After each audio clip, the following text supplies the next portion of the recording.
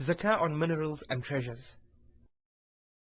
Allah, glory be to Him, created minerals in the ground, such as gold, silver, iron, jewels, lead, and others. Likewise, it is possible for a person to find property which someone has buried under the earth's surface, which is referred to as treasures.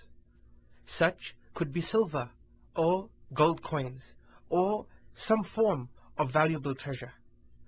Allah made a special form of zakah compulsory on these, as He, the Exalted, says, O you who believe, spend of the good things you have legally earned, and of that which we have produced from the earth for you. And the Prophet, peace and blessings be upon him, also said, of treasures 1/5 is payable. Whenever a man comes in the possession of treasure, he pays the zakah immediately. He should pay 1/5 of it, due to the Prophet's statement, peace and blessings be upon him, of treasures 1/5 is payable. Zakah on the two currencies. What is meant by the two currencies is gold and silver, and whatever can be used in their place, such as paper currency that is in circulation today. The scholar stated that zakah on the two currencies is obligatory, due to Allah saying, and those who hoard up gold and silver, and spend them not in the way of Allah, announce unto them a painful torment. And the saying of the Prophet, peace and blessings be upon him, the owner of gold or silver, who does not pay the poor their dues, that is zakah, will have a bitter punishment on the day of resurrection. Plates of fire will be beaten out for them. These will then be heated in the fire of hell, and his sides, forehead, and back will be ironed with them. Whenever these cool down, the process will be repeated throughout a day, whose extent will be 50,000 years, until judgment is pronounced among the servants, and he sees whether his path is to take him to heaven or hell. The scholars have agreed that zakah on gold and silver is obligatory. They have also stated that paper currency takes the same ruling as gold and silver, as it has taken their place in financial transactions. There are conditions for zakah to be obligatory on the two currencies. The one who owns the currencies has to have complete ownership of it. A complete lunar year must have lapsed with the currency in the person's possession, and it is also obligatory that it has reached the nisab.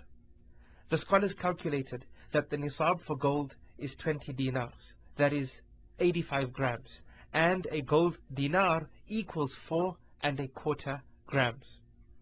As for silver, its nisab is 200 dirhams, that is 595 grams, as a silver dirham is equivalent to 2.975 grams.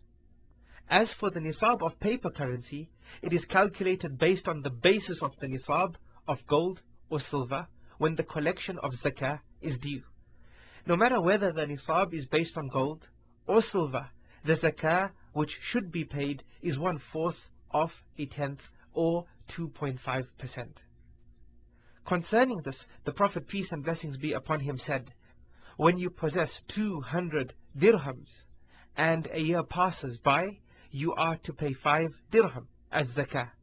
There is nothing for you to pay of gold until it is 20 dinars. When you possess 20 dinars and a year passes by, you are to pay half of a dinar. Any increment is to be calculated accordingly.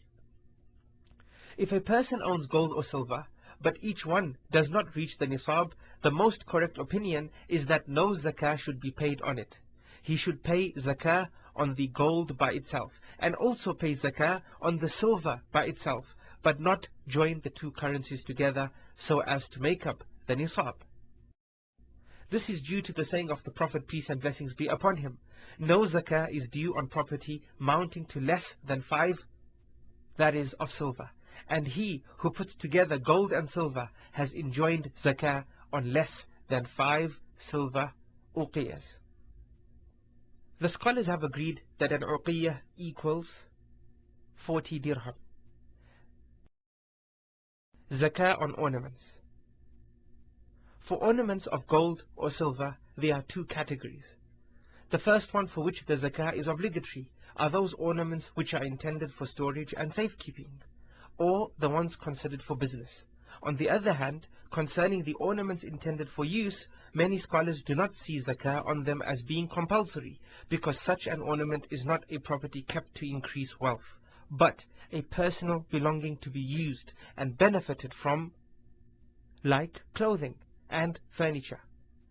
It is part of the need of a lady for her beautification, and the basic rule is that the wealth should actually increase or have a tendency to increase before zakah is payable on it.